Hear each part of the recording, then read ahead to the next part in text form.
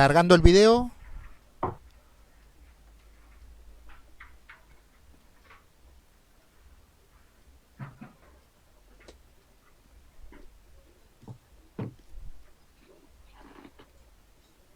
Estamos en vivo. Bueno, ya estamos acá, 20 horas con 10 minutos en la República Argentina, ya estamos en este 9 de septiembre de 2020 de la noche, después de escuchar la conferencia del presidente de la Nación en esta problemática que tenemos en Argentina, sobre lo que está pasando con la policía bonaerense y además en todo este tiempo que todavía se mantiene en vilo y acaba de estar el presidente con el gobernador Kicillof y los intendentes de toda la provincia de Buenos Aires, y hay una cierta preocupación en el resto de las provincias, como la provincia de Jujuy. Así que bueno, vamos a tener un tiempito para analizarlo esto, pero antes quiero sobre todo agradecer a todas las personas que nos están acompañando en este ciclo de entrevistas de lavozdejujuy.com, que estamos saliendo en vivo. Está Víctor Gutiérrez allí detrás de toda esta emisión, a todo el equipo periodístico de La Voz de Jujuy, de Nuevo Jujuy también, que nos han colaborado, y a todas las personas que nos han hecho llegar su salud y su respaldo para este envío. Así que gracias por estar ahí y por acompañarnos en este primer envío, porque tenemos un invitado especial.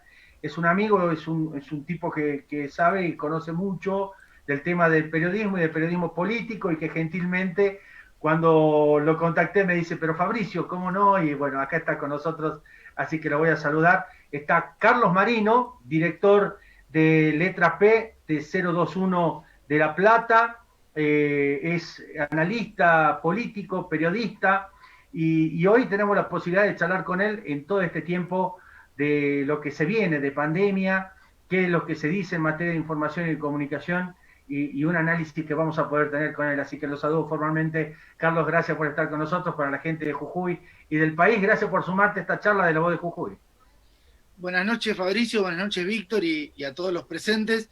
La verdad que es una alegría volver a contactar con ustedes. Estuvimos en noviembre del año pasado por allá dando una charla con Ignacio Fianza de la Política Online. La verdad que lo disfrutamos mucho. Me parece muy interesante esto de poder compartir e intercambiar miradas de distintos lugares del país, aquellos que nos dedicamos a la comunicación, a la información, porque no es solamente una comunicación unidireccional. El mundo digital nos permite esto, intercambiar, tener nuestra mirada, tener la devolución de nuestros colegas, pero también de la audiencia. Entonces, esto es muy importante, es un cambio rotundo. Ante los medios tradicionales generaban contenidos, los publicaban en el papel, los imprimían, y por ahí llegaba o no llegaba una carta de algún lector para responder o polemizar con el medio. Hoy prácticamente en tiempo real nosotros podemos tener una devolución de nuestra audiencia, saber dónde nos están leyendo, qué repercusiones tienen, y que tal vez eso genere también una repercusión de otro actor que se vio afectado, que se vio aludido en esa nota, y que rápidamente salga a responderle a través de nuestro medio, a través de otro medio, ¿no? Me parece que eso nos formatea diferente de cara al futuro, y particularmente la pandemia aceleró los procesos de digitalización, donde los medios digitales como los nuestros tienen un desafío muy grande por delante. Ahora te hago esta pregunta, Carlitos, porque, bueno, después vamos a ir al desarrollo del temario, pero me surge esta pregunta en el hecho de que está bien, tenemos este tiempo de pandemia, en algún momento será la pospandemia y demás, pero digo, en el caso de los medios digitales, nosotros notamos que hubo un cierto movimiento de lectores y de público, ¿no? Que se volcó directamente a estos medios digitales. Ustedes, en lo particular, vos y con la gente que labura con vos en los portales digitales, en estos diarios, ¿sintieron ese impacto de nuevas audiencias? ¿Cómo crees que se fueron conformando? Y si esto le abrió otro panorama. Sí, claramente volvemos a este ejemplo de la aceleración de la digitalización. Digo, los ciudadanos tuvieron que quedarse producto de la cuarentena y la restricción de circulación en sus casas, y necesitaban informarse, y empezaban a hurgar y a buscar otro tipo de contenidos. Se comparte, digo, las redes sociales son canales por los cuales se distribuyen los contenidos. Nosotros tenemos que pensar a las redes sociales no como una competencia, sino como una herramienta por la cual hacemos llegar nuestros contenidos a mayor cantidad de gente en distintos lugares del país. Por ejemplo, el día lunes, cuando fue esta manifestación a la noche en la residencia del gobernador Kicillof, nosotros teníamos una transmisión en vivo donde llegamos a tener casi 2.000 personas en línea, que seguramente podía haber una persona de Jujuy, una persona de Salta o una persona de Capital Federal viendo lo que estábamos transmitiendo nosotros, y los canales de noticias supuestamente nacionales, uno tenía una retransmisión de un programa del mediodía, otro tenía una retransmisión de un programa de la tarde, y el otro estaba haciendo un juego de prende y apaga. Entonces, claramente, el gran problema es cómo monetizar, cómo hacer sustentable nuestra industria, porque que haya un periodista a esa hora con un equipo para poder transmitir implica un sueldo, implica un trabajador comprometido, y este es un desafío que todavía la industria no ha podido resolver, porque si le preguntamos a la audiencia de Jujuy, digo, a la ciudadanía de Jujuy, le decís, ¿por dónde te informás? Uno te va a decir por radio, otro te va a decir por televisión, y otro te va a decir por internet. Sí, sí. Muchas veces no va a saber por qué medio se informó. No le va a terminar de quedar claro. Él sabe que estaba en internet navegando su fanpage o su página de Facebook, Twitter o Instagram, y se encontró con una noticia que le parecía relevante. Entonces, ahí está nuestro doble desafío. Tenemos que generar contenidos relevantes, de calidad, porque hoy pensemos que en la palma de la mano, digo, en el teléfono, nosotros estamos compitiendo con Netflix, con Google, con Facebook, sí, con La Voz de Jujuy, con Letra P, con 021, porque la posibilidad de acceder a todos esos están en la misma plataforma. Ahora, no, te decía, Carlitos, en esos términos, para entender los medios masivos de comunicación o entender los nuevos medios digitales. O sea, el planteo es este. Llegaron para quedarse, sí, pero ahora debe tener una cierta continuidad, debe tener una rigurosidad que para el trabajo periodístico, para las plataformas periodísticas, se sustentan en esto, o es una competencia de saber quién tiene más seguidores o quién tiene más lectores. ¿Por dónde pasa hoy, a tu consideración, digo, el periodismo en este momento, no en plena pandemia que tenemos? No, para mí el periodismo pasa por el buen periodismo, por la calidad de lo que uno produce. Digo, la pelea de una modelo X, no importa cuál, o la pelea de lo que pasa en un programa de Chimentos de la tarde, está en todos lados. Pero lo que pasa en un determinado barrio, en la ciudad de Jujuy, o donde se pueden conseguir una determinada vacuna en la ciudad de La Plata, eso es buen periodismo. Poder contar historias. Esas historias que cuestan dinero, digo, tener un periodista que vaya hasta determinado lugar, digo, pensemos, si una municipalidad está dividida en delegaciones municipales, bueno, ¿quién es el delegado municipal? ¿Qué tipo de servicios presta esa delegación municipal? Si tuviera yo que hacer el registro de conductor, ¿dónde lo puedo hacer? Digo, pensar al medio como un espacio de información y servicios. Porque lo que falta después es, está esta discusión con los supuestos medios nacionales, ¿no? Digo, son nacionales, pero te informan lo de la capital federal, lo de la ciudad autónoma de Buenos Aires, y solamente te sale una provincia o una ciudad como Jujuy, o Salta o Catamarca, cuando hay una tragedia. Entonces, sí. Nuestro desafío, nuestro principal desafío, es identificar a quién le hablamos. Nosotros, por ejemplo, en Letra P, ¿a quién le hablamos? Le hablamos a la dirigencia política, económica y formadores de opinión. Es un segmento. El digital nos permite la segmentación. En 021 le hablamos a la ciudadanía de La Plata. Entonces, ¿qué sentido tiene que nosotros contemos cómo está el Cerro de los 7 Colores? No tiene sentido. Porque el vecino de La Plata lo que está buscando es que le contemos cómo está la Repu, cómo está el Paseo del Bosque. Entonces, en esa especialización es donde tenemos mayor capacidad de incidencia. Yo entiendo a los medios de comunicación como empresa, ¿no? Porque yo tengo hoy 2 empresas con casi 50 empleados entre las 2, 20 y pico en cada una. Entiendo los medios de comunicación para discutir la agenda pública. Los entiendo como una herramienta para contar lo que pasa y para discutir la agenda pública. En ese marco, tengo que entender cuál es mi discusión, entre comillas, no mi aporte. Mi aporte es que los vecinos de La Plata, a través de 0221, estén bien informados. Carlitos, ¿cuántos habitantes tiene La Plata? Jujuy tiene 750.000, 760.000 habitantes. ¿Y La Plata, todo el conjunto? La ciudad de La Plata tiene 700.000 habitantes. Y con el conglomerado La Plata, Berizo y Ensenada, que son 3 ciudades, pero que son una región productiva, llegamos casi a los 850.000, 900.000 habitantes. O sea, una franja enorme. Y en esto de que te quería resaltar con lo que veníamos charlando para esta primera parte.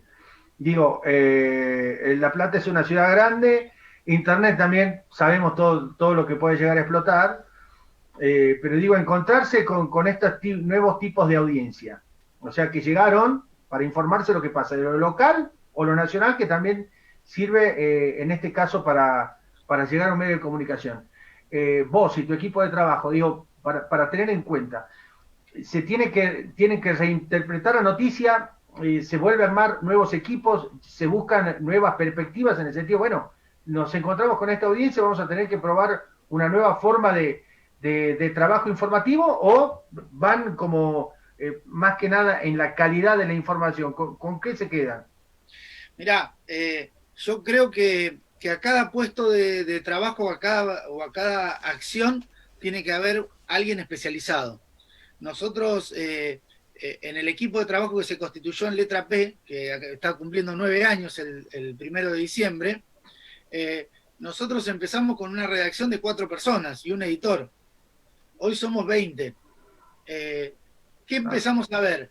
Que a medida que uno iba incorporando una temática nueva, nosotros empezamos cubriendo legislatura bonaerense, casa de gobierno e intendencias. Entonces, ese grupo de 4 periodistas tenía que cubrir eso. Cuando quisimos ampliar al Congreso de la Nación, primero contratamos a un periodista que trabajara en el Congreso de la Nación. Cuando quisimos trabajar el tema energía, contratamos un periodista de energía. Cuando quisimos ir a Casa Rosada, contratamos un periodista para acreditarlo en Casa Rosada. Y cuando lanzamos 021, muchos años después, porque hace 2 años y medio nada más que está 021 en marcha, muchos me preguntaban, bueno, pero vos con todos los periodistas que tenés ya tenés el medio hecho. Digo, no, pero yo no puedo haber invertido durante 8 años en la formación de un periodista que entienda la dinámica de la legislatura bonaerense o conozca a los intendentes y mandarlo a cubrir un choque. Claro, No porque hable bien o mal de la profesión, porque digo, es tan periodista alguien que cubre un choque como alguien que entiende de temas del Congreso de la Nación. Lo que digo es que es un periodista especializado que tiene que poder entender cuáles son las reglas de tránsito, cómo frena un auto, cómo no frena, si llegó la ambulancia, si no llegó. Entonces, para poder, a mi entender, ¿no? Es una mirada. Cada maestro tiene su librito, decía mi abuela. Y nosotros entendemos que cada uno de los roles tiene que estar ocupado por personas que puedan abrazar esa actividad y la puedan desarrollar. Nosotros entendemos, por ejemplo, en 021 tenemos un equipo multimedial que tiene 3 personas, porque entendemos que alguien tiene que filmar, alguien tiene que editar, y después el equipo de red tendrá que ver cómo lo distribuye. Y cuando uno empieza a pensar en ese proceso de producción y distribución, si uno quiere actualizar de las 7 de la mañana a las 9 de la noche, tiene que entender que tiene que tener 2 personas, porque una va en el turno mañana y otra va en el turno tarde. Sí, sí. Entonces, digo, tal vez suena muy esquemático, pero ese esquema es lo que te permite decir, bueno, yo hasta acá puedo. Por ejemplo, nosotros no seguimos deportes, o no seguimos deporte como lo deberíamos seguir. Ajá. Porque esto implicaría que nosotros tengamos, particularmente en La Plata, que tenemos Gimnasia y Estudiantes, como los 2 grandes equipos que están en primera los 2, tendríamos que tener una persona que siga la concentración de Estudiantes en el country, y otro que siga la concentración de Gimnasia en Estancia Chica. Y eso implica una estructura que la verdad que los que desarrollamos medio, emprendemos, y ustedes lo saben bien porque hacen ese mismo esfuerzo, tenemos que tener responsabilidad. No podemos contratar a un trabajador, pagarle mal o no pagarle, o ver cómo se hacen los mangos para poderse hacer la cobertura. Entonces, este es el desafío para pequeñas empresas como nosotros, para emprendedores, que vamos intentando construir una línea de comunicación alternativa, independiente, o que esté menos atadas a intereses, a grandes intereses que nos condicionen lo que queremos decir y lo que queremos opinar. es un desafío muy grande. Yo insisto, trabajo primero sobre la calidad de los contenidos y a partir de que tenemos buenos contenidos, intentamos políticas de distribución. O sea, Bien, si en algún momento hubiera pensado uno en tener un diario hace 50 años atrás, debería haber pensado cómo tenía los canillitas. Bueno, claro, que son los canales tradicionales de lo que distribuyen tu laburo. exactamente. Entonces, ¿y hoy qué tenemos que pensar? Tenemos que tener un community manager especializado que entienda cómo ese producto que nosotros hicimos, que puede ser un video, una nota, una infografía, llegue a los lugares donde tiene que llegar. Y si tal vez, no sé, hubiera un grupo de runners de Jujuy y nosotros tenemos cuál es el calendario de las maratones que va a haber en la provincia, tendrá que tener la capacidad de sembrar ese contenido en Claro. en ese grupo. Digo, pero insisto, hacer paralelismo con lo analógico nos ayuda a pensar cómo debemos trabajar para poder ir avanzando. Después hay cosas que nos exceden y muchas veces nosotros tuvimos un pico, un día de visitas, porque en realidad teníamos una primicia y esa primicia se distribuyó en los WhatsApp de los docentes. La gobernadora Vidal en ese momento había planteado que aquellos docentes que no tuvieran el título terminado no iban a poder dar más clases. Entonces, publicamos esa noticia. ¿Qué pasó? Tuvimos como 200.000 entradas en esa sola nota. La gente entraba, leía. Y después, claro, fuimos a la analítica, analizamos, y se había distribuido por WhatsApp. O sea, esa era la llegada que tenía el medio. Hoy, sin WhatsApp. En realidad era que le interesó a un sindicato que tiene X cantidad de afiliados y que distribuyó esa nota. Ni siquiera fue una acción nuestra. Nuestro único Claro. aporte, no menor, es haber hecho un buen periodismo, tener buena información y ser creíbles, que no es poco. Ser creíbles hoy en este tema de Internet, sobre todo, y creo que ahí también apunta esta pregunta, Carlos, es, creo yo, uno de los factores importantes para cualquier medio que haga periodismo, ¿no? O sea, el factor credibilidad, confianza, ante tanta vorágine informativa que hay, y también tenemos que hablar de los fake news, de las noticias que se crean para algún impacto. Hay algo que te quería consultar en esto, y va justamente con esta pregunta. Porque a veces se lanzan noticias, se produce un daño, y después la noticia, bueno, no, desaparece, pero el daño ya está hecho. Y ahí recién se recurre al periodismo este que se exige de calidad y que sea de credibilidad. ¿A ustedes les pasa también nosotros como periodistas? ¿Lo evaluamos a eso? ¿Ustedes lo evalúan en su laburo? Sí, mirá, lamentablemente yo creo que se acuñó un término que es muy negativo para nuestra profesión, porque se habla de fake news, digo, noticia falsa, cuando en realidad deberíamos hablar de fake content. Digo, lo que hay en las redes son contenidos falsos. Digo, yo no creo, a ver, o también, no soy ingenuo, pero no es que hay medios que producen noticias falsas.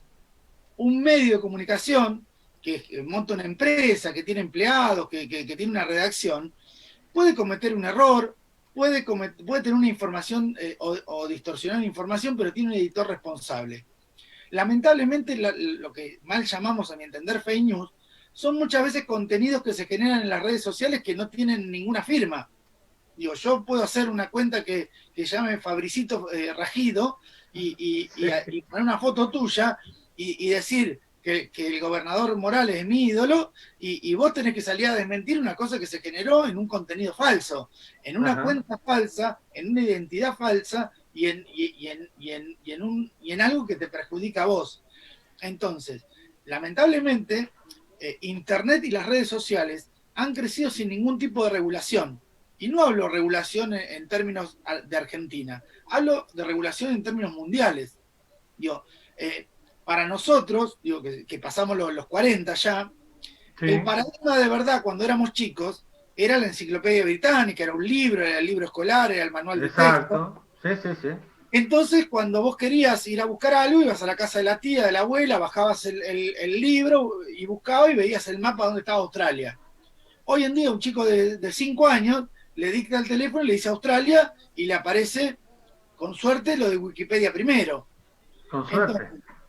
Entonces, en ese marco, la no regulación de Google, de Facebook y de las famosas redes sociales que tienen sus reglas, cuando tienen este nombre de red social y parece que somos todos amigos y que está todo bien. Digo, son empresas que ganan dinero, que restringen contenidos, que tienen reglas y que en realidad nos están construyendo un paradigma de verdad muy a sus intereses. Digo, cuando hablamos del algoritmo, ¿de qué estamos hablando? Estamos hablando de una combinación de factores, que puede ser cantidad de interacciones, interés sobre la noticia, o publicidad que se pone sobre un contenido para que un nombre aparezca primero o no aparezca primero. Ahí se produce, y te pregunto otras cosas, porque estamos charlando con Carlos Marino en esta primera entrevista. Se vienen gigantes, vos sabés que se vienen gigantes, se viene Facebook, se viene Google News, creo que Amazon también anda por ahí rondando, sobre todo porque charlábamos recién en lo que son estas plataformas de streaming, ¿no? Plow, Amazon, Netflix, y vendrán otras más, pero te estoy hablando la de Disney y demás plataformas que de a poco se van a ir conociendo para ir en las categorías de los nuevos consumidores, ¿no? Más jóvenes, más chicos y demás.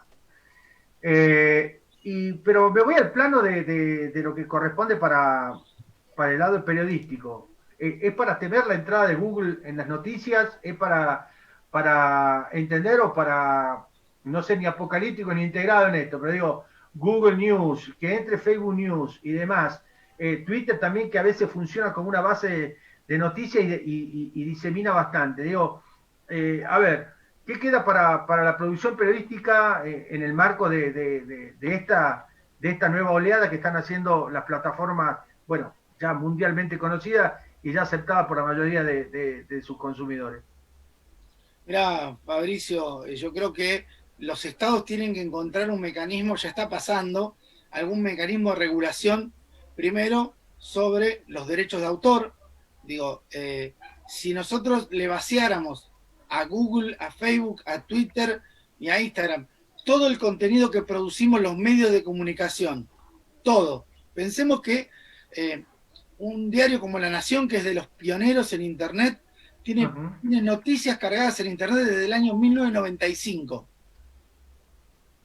Pero no están cargadas en una Internet, digo, no es que están en un cajón, están a disposición de Google, que Google se ha convertido en el principal buscador a escala mundial.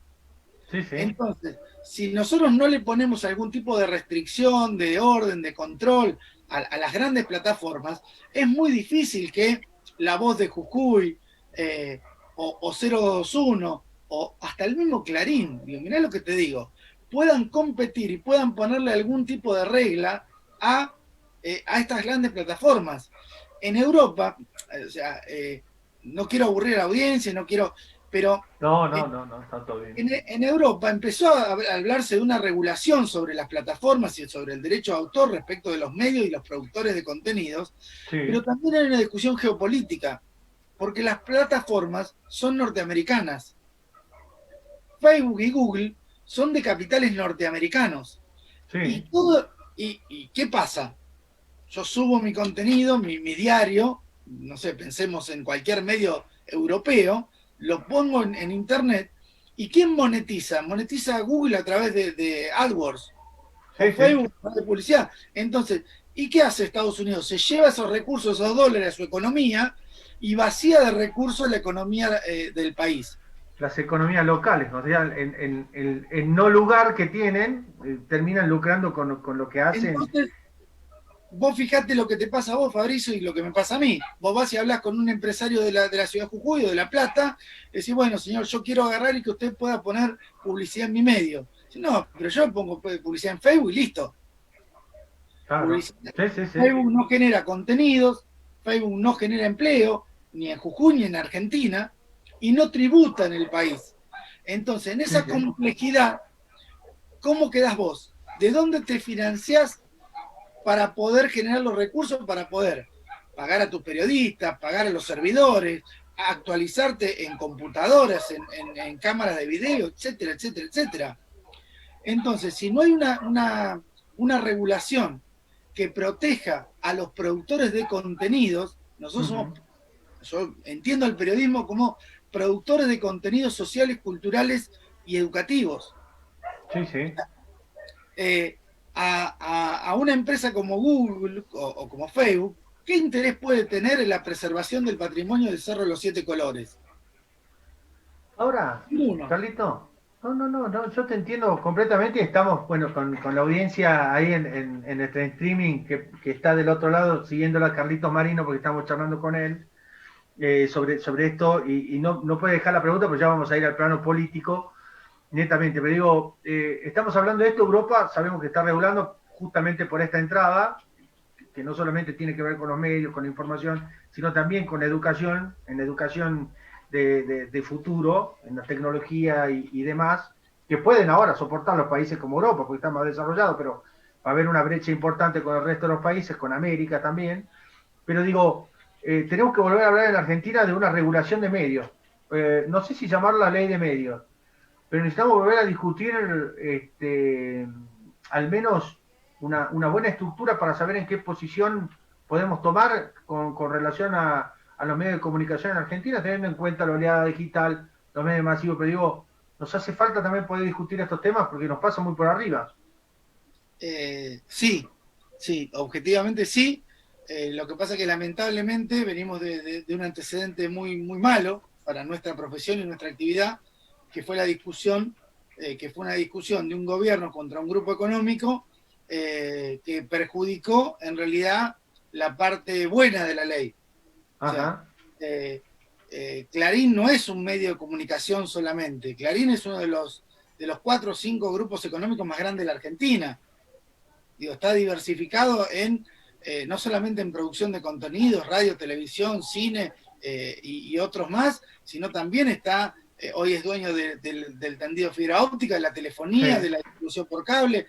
Entonces, pensar en Clarín solamente como un medio de comunicación es pensarlo mal. Y la verdad que cuando entramos en una discusión de este tipo, aquellos que solamente tenemos la producción de contenidos periodísticos como nuestro 21 negocio, genera una distorsión total, porque claramente aquel que tiene esta amplitud de unidades empresariales y de negocio se ve afectado cuando dicen, bueno, si vos tenés cable no podés tener canales, si vos tenés esto no podés tener el otro, y empieza, digo, en un mercado que ha quedado muy desigual, muy desigual. Sí, sí. Y no solo eso, que también, bueno, tenemos un estatuto del periodista que data de la década del 70, que es muy perverso para las pequeñas empresas, porque no nos permite poder estar a la altura de una contratación como corresponde. Para que ustedes tomen dimensión, por lo menos la regulación laboral que nos atañe acá en Ciudad de Buenos Aires y en la capital federal, es para tomar un trabajador tenemos solamente 29 días de prueba. 29, un mes, sí, sí. Cuando llega el día 30 ya esa persona es efectiva. Y al día 31 hay que indemnizarla con 2 meses de preaviso, 2 meses de indemnización y 6 meses de compensación por libertad de expresión. Entonces, para una pyme, no estamos hablando de una gran compañía, estamos hablando de una pyme, ¿cómo puede proyectar un negocio que hoy se ve amenazado y atacado por las grandes plataformas extranjeras, como hablábamos, sí, Facebook, Google, Twitter, Instagram, digo, que tiene un nivel de concentración a escala global, donde además el mercado de las comunicaciones también en nuestro país está muy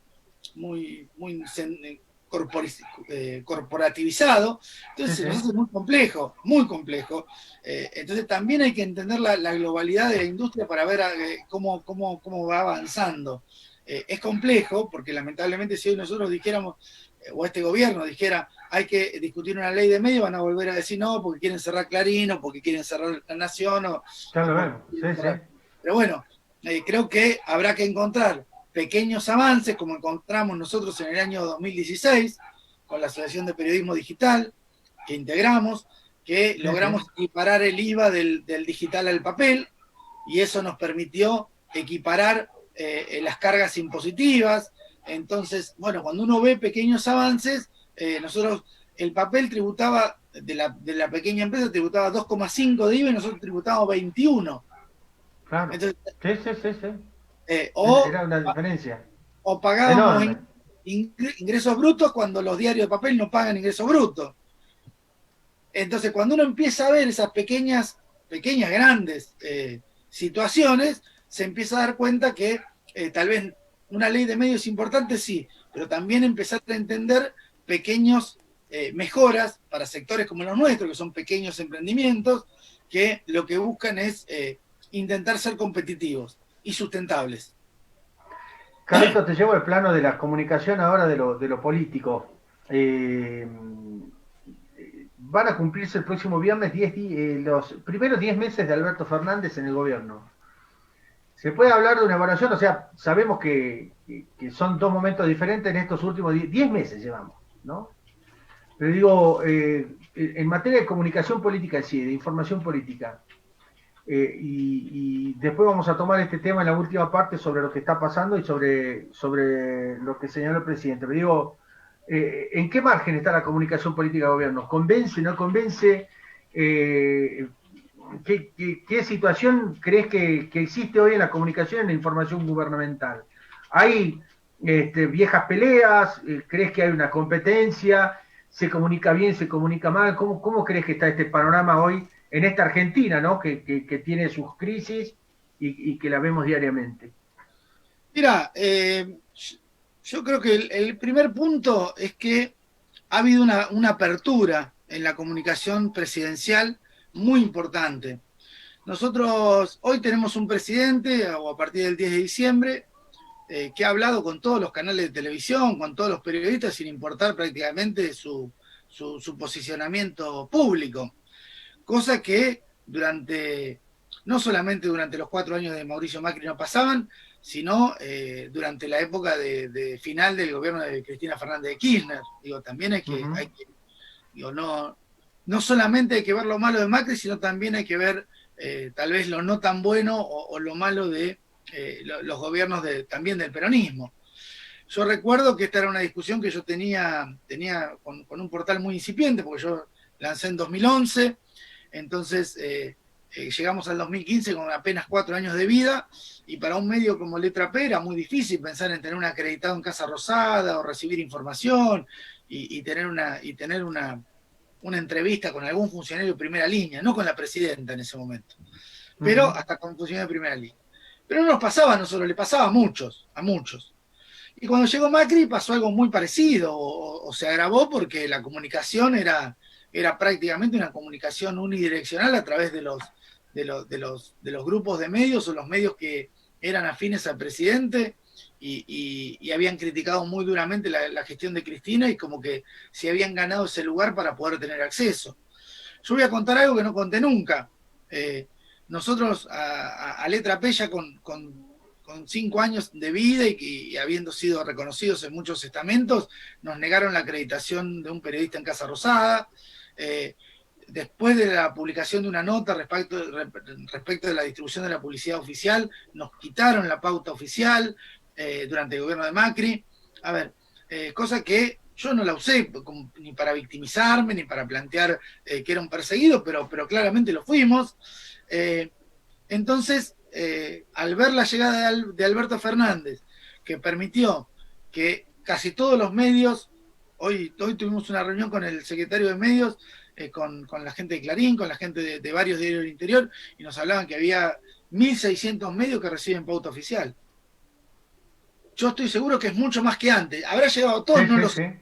Lo que sí les puedo garantizar, producto que conozco colegas, que hoy está mucho más distribuido de lo que estaba antes.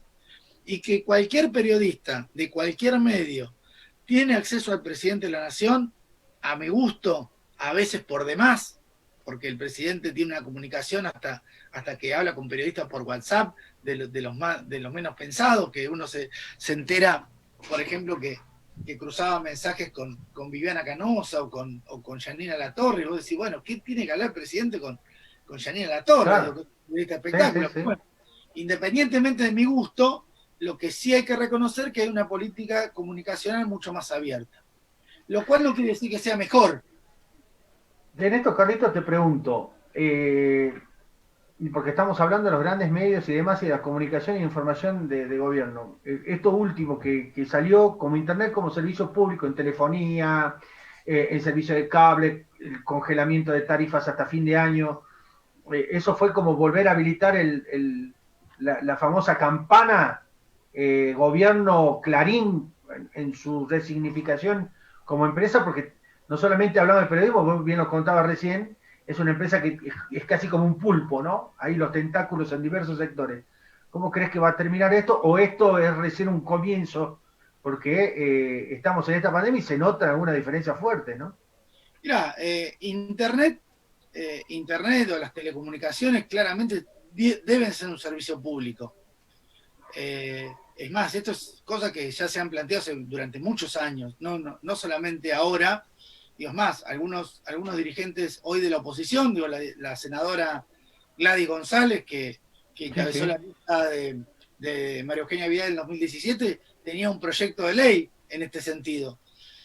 Pensar en Internet como un servicio privado que solamente lo puedan tener aquellos que tienen dinero, es condenar a nuestros niños, a nuestros jóvenes, a ser analfabetos digitales.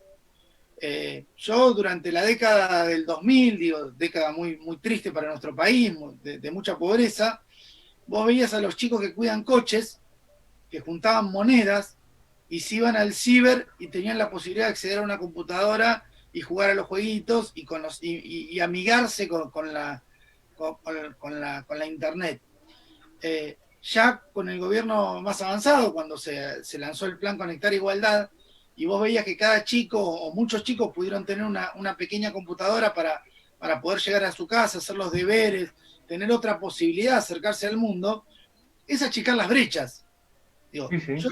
yo tengo la posibilidad de tener 3 hijos y a cada uno de mis hijos haberle podido comprar una computadora.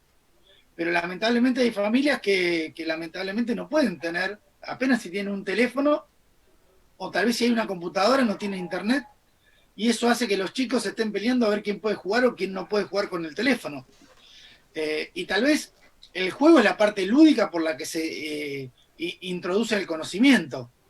Hoy en una etapa de pandemia donde lamentablemente tuvimos que quedar por una cuestión sanitaria recluidos en nuestras casas, no todos los chicos pudieron seguir el proceso educativo a lo largo de estos 4, 5, 6 meses que ya llevamos de encierro. Y se ha generado una brecha entre los hijos de quienes podemos pagarle la conectividad de internet, darle una computadora, que puedan hurgar y ver un tutorial y tal vez hacer una manualidad, desarmar una computadora, aprender, y los que no lo pudieron hacer. Entonces, entender la comunicación o las herramientas de comunicación, la telefonía, la televisión, la internet, como un servicio público, es entenderlo para una sociedad que se desarrolla, no para castigar a una empresa. Después, obviamente, habrá que ver cómo se puede lograr la rentabilidad necesaria. Para que ustedes tengan dimensión de una cosa, la telefonía estuvo desregulada desde la privatización a esta parte. O sea, la inversión de Telefónica de Argentina en el tendido de fibra óptica ha sido 0. ¿Quién lo terminó haciendo el Estado? Lo termina haciendo el Estado. Entonces, cuando uno ve eso, empieza a ver... Claro. ¿Dónde estará la tan mentada inversión que se dice que hacen las empresas de comunicación a veces en Argentina, ¿no? Entonces, cuando uno ve eso, Fabricio, vos decís, yo la verdad prefiero que el Estado intervenga. Prefiero que el Estado intervenga. ¿Por qué? Porque una tarifa plana de Internet no puede valer lo que vale. Yo te pongo un ejemplo. Yo tengo una redacción, cuando vengas a La Plata vas a ser invitado obviamente a visitarla, que está a 100 metros de la Municipalidad de La Plata. En la misma manzana que está la Torre Gubernamental 2, que es una torre de gobierno de la provincia. En la manzana de la Radio Provincia y a 200 metros de la Catedral. Centro de la ciudad de La Plata. Centro de La Plata. No hay fibra óptica, no hay tendido de fibra óptica. Si yo quería tener fibra óptica en mi oficina, donde iba a montar un medio de comunicación, iba a tener 20 puestos de trabajo, tenía que pagarle a las empresas para que hagan la obra civil para que me llevaran la red a mí. Sí, sí, sí, sí. Entonces, cuando hablamos de desarrollo y hablamos de generación de empleo, hablamos de eso. Entonces, tal vez tendrá que ser el Estado el que acuerde, digo, el Estado municipal, el Estado provincial y el Estado nacional, cuál va a ser el corredor de fibra óptica para que una ciudad como La Plata, una ciudad como Jujuy, pueda tener un lugar de radicación de empresas de software, de diseño 3D, que puedan exportar tecnología al mundo. Entonces, en este sentido, donde yo creo que hay que desdramatizar y no solamente pensar en qué es la guerra contra Clarín. A ver, seguramente hay alguna animosidad política, seguramente. Como también hubo una animosidad política cuando el gobierno de Macri le aprobó la fusión de Telecom y Cablevisión. Digo, porque si no, cuando el Estado aprueba cosas que benefician a las empresas, es el beneficio de Los Ángeles, y cuando el Estado restringe, regula o controla alguna determinada actividad, es el ejercicio de los demonios. Claro. Entonces, Sí, sí, sí. Entonces me parece que el desafío nuestro, como comunicadores, como hombres y mujeres de la comunicación, es poder develar esas cosas y ponerlas a la vista. Digo, que no es fácil, porque también vivimos en una sociedad que tiene esta mirada maniqueísta. Acá hay buenos, acá hay malos, y nosotros tenemos que intentar no perder el equilibrio que nos plantea como medios. Nosotros somos un medio, el medio es donde las cosas transitan. No digo que no tenemos nuestro punto de vista, nuestra opinión o nuestra mirada del mundo, pero también tenemos que dejar que haya distintas miradas en nuestros medios. Nosotros, por ejemplo, En la diversidad.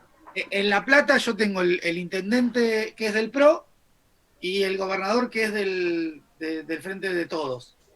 Y yo no soy quien, digo, como medio de comunicación, para negar la visibilidad de una política de gobierno ni del gobernador ni del intendente. O sea, de una acción. Digo, me parece que también esta guerra que se dio entre el grupo Clarín y el kirchnerismo en su momento llevó a que los medios sean medios militantes. Y yo no reniego de la militancia política, creo que cada uno tiene derecho y es sano, digo, es muy sano que una sociedad se exprese políticamente.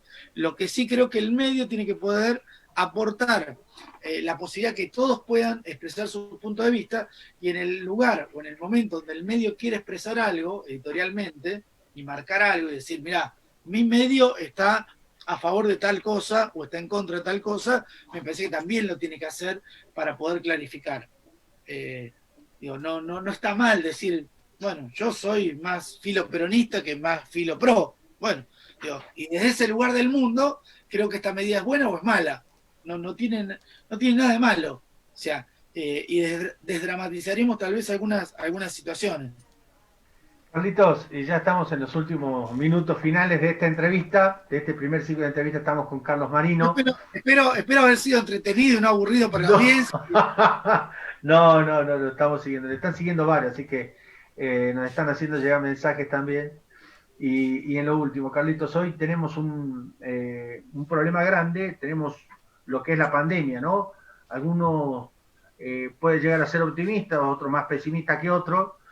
Pero es cierto que nos está haciendo un daño muy grande la pandemia a nivel global, la Argentina y en las provincias, y resurgen problemas. O sea, a ver, las famosas peleas intestinas que a veces también explotan, ¿no? Y en este caso explotó uno de lo que corresponde al ámbito de lo que es la institucionalidad de un gobierno como Alberto Fernández, y lo escuchamos antes de arrancar esta jornada. Digo, ¿qué análisis se puede hacer de lo primero, ya que ustedes desde el lunes que vienen haciendo una cobertura con relación a lo que está pasando con la policía? Digo, hoy tenemos reclamos de policías, hay reclamos de médicos y demás, pero digo, cuando reclama la policía es un problema muy serio, ¿no? Y hoy, ¿cómo lo ves al presidente tomando esto? ¿Cómo crees que puede repercutir en la imagen de Kicillof, de la política en general, ante estas situaciones? Mirá, lamentablemente la pandemia, digo, nos ha puesto frente a desafíos muy grandes. Porque nosotros teníamos una economía golpeada, teníamos salarios atrasados, y la actividad económica decayó de una manera fenomenal. Digo, lo podemos ver, digo, negocios que se dejaron de andar, fábricas que dejaron de funcionar, y eso afecta, y tenemos que poder tener una mirada un poquito más allá. Hoy no podemos cruzar a otro país, hoy no podemos recibir productos, no podemos recibir turistas, digo, ustedes que son una provincia tan hermosa, que tiene esta posibilidad de recibir turismo internacional, que por las maravillas que ustedes tienen. Entonces eso ha afectado las economías y ha limitado la capacidad de acción de los estados. Y lamentablemente también las prioridades de las administraciones políticas, no importa de qué signo político, no han estado puestas en la prevención. Vos fíjate que el sistema sanitario no estaba acorde para poder aguantar la cantidad de contagios simultáneos. Entonces, por eso se tuvo que llegar a este nivel de restricción que nos hiciera que la gente no se agarre una pulmonía, una neumonía, que no hubiera choques, porque si tenemos choques tenemos gente en terapia intensiva y esa terapia intensiva la necesitamos para la persona que tiene COVID. Entonces, bueno, fue demorar el momento de la llegada del pico que se hablaba, para que cuando llegara el pico por lo menos sea más en goteo, más de a poco. Lo que pasa es que esto se hizo demasiado largo. Yo creo que el gobierno no encontró el día 16. O sea, en 15 días, el día 14 decía, bueno, a partir de mañana 15 más, y 15 más, y 15 más. Y llega un punto que las tensiones que se van dando en la agenda pública, y ahí es donde empezamos a jugar los medios, ¿viste? Empezaban a decir, no, porque estamos en una infectadura, porque esto, porque el otro, porque es mentira. Y la ciudadanía estaba como en la novela de Orson Welles, desde su casa, recibiendo toda esta información negativa, que llega a un punto y dice, bueno, pero si hay una infectadura, si hay una dictadura, si además quieren la impunidad de Cristina, etcétera, etcétera, etcétera, bueno, entonces yo tengo que salir. Sí, sí. Porque nadie quiere que le toquen sus derechos ni le toquen sus situaciones. Entonces me parece que fuimos llegando como a un agotamiento, donde además una actividad como la policial, para ir al punto concreto que me preguntabas, tiene un montón de cosas extras que dejó de tenerla, porque no había fútbol, entonces, por ejemplo, los adicionales se dejaron de cobrar, porque no había cobertura de espectáculos artísticos, entonces el sueldo quedó menguado solamente a los 37.000 pesos que ganan de bolsillo. Entonces, y es gente que mientras nosotros no, porque somos periodistas, tenemos que seguir trabajando, tuvimos que seguir trabajando, pero mientras que por ahí un empleado administrativo de una municipalidad o de un ministerio o de un gobierno nacional estaba en su casa, producto de que no había actividad, él tenía que salir todos los días, el médico, el enfermero, el bombero y el policía. Y seguía gastando dinero y seguía defendiendo y cuidando que no te roben. Y la verdad que me parece que la política no estuvo a la altura de las circunstancias como para poder adelantarse a esto. Y por otro lado, tenemos una figura que me parece que ha sido muy perjudicial para la política bonaerense, que es la figura del ministro Berni. Mientras que la policía con 37.000 pesos, y él salía con videos por YouTube, ustedes lo habrán visto, que él estaba con coronavirus entrenando como si fuera Rambo, y prácticamente diciéndole ustedes son unos imberbes y yo soy un valiente soldado de la patria, llega un punto que eso no genera. A ver, vos imaginate si en tu redacción llegás y decís, yo soy un buen periodista y ustedes son todos unos nabos. Digo, no hay manera que te respeten. Entonces, lamentablemente ha habido un cúmulo de situaciones que llegaron a esta protesta que claramente pasó de castaño oscuro, donde ya no podemos permitir los hombres y mujeres de la democracia, de las instituciones, que personas que deberían estar, a las cuales les cedemos armas de fuego, móviles y todo lo demás, que deberían estar custodiándonos, usen ese poder para amedrentarnos y sacarnos un aumento salarial, porque un periodista o un almacenero no puede ir con una horma de mortadela a amenazar al gobernador para que le aumenten el sueldo. Entonces, es algo que no podemos permitir. Independientemente de eso, hay un retraso salarial muy grande, que no viene de ahora, que viene de muchos años de mal formación de los policías, y habrá que ver cómo sale de esto el gobernador Kicillof, que lamentablemente yo lo que veo es que Kicillof fue un gran candidato, la gente lo vio cercano, empático, pero no ha sido hasta ahora un líder y un gobernador para poder conducir a los intendentes de los distintos sectores del poder que él debe representar como el gobernador de todos. Entonces, esto me parece que tendrá que hacer alguna revisión de sus prácticas, porque indudablemente por algo llega esto. Ustedes fíjense que el lunes a la noche hubo una manifestación en la puerta de su residencia, donde él vive, y no hubo muchas manifestaciones repudiando esa actitud. Y hoy cuando los policías fueron a la Quinta de Olivos y estuvieron en la puerta de la Quinta de Olivos, donde reside el presidente de la Nación, rápidamente no hubo prácticamente distinción partidaria o política en cuanto al respaldo de la figura del presidente, y que no era pertinente que la policía se manifestara de esa manera, y muchísimo menos en la puerta de donde reside la máxima representación institucional que tenemos los argentinos. Entonces también creo que el gobernador tendrá que revisar cuál es su vínculo con los intendentes, con los sindicatos, y yo creo que el que más golpeado sale de toda esta crisis es el ministro Berni. El ministro Berni. Sí, lo último, ya, porque tenemos este tiempo para hacer la entrevista, Carlitos, y lo último, Alberto sigue manteniendo la imagen, bajó, subió. ¿Qué crees que va a tener un trabajo duro que hacer en pospandemia? ¿Qué evaluar? Bueno, ha bajado claramente porque no se puede tener un 70% de imagen positiva, como llegó a tener 70 y pico de imagen positiva. Estamos volviendo a un nivel de normalidad, y esa normalidad implica otro tipo de cosas y otro tipo de demandas. Esperemos que se puedan controlar los brotes de coronavirus que se van a empezar a dar, que no tengamos que lamentar muchísimas más muertes de las que estamos lamentando. Hemos llegado como país a 10.000, hemos superado las 10.000 muertes, y me parece que también habrá que ver qué capacidad, después de la renegociación de la deuda con los acreedores externos, ahora viene la renegociación con el FMI, qué condiciones económicas vamos a encontrar de cara al 2021, que está a la vuelta a la esquina. O sea, fíjense que la aprobación del presupuesto nacional se va a dar en los próximos 2 meses, donde ya estamos pensando, ¿quién hubiera dicho, no, que el año se nos iba a pasar de la manera que se nos pasó, o que nos vimos en noviembre del año pasado en Jujuy, y que ahora seguramente nos vamos a ver recién en el 2021, posiblemente?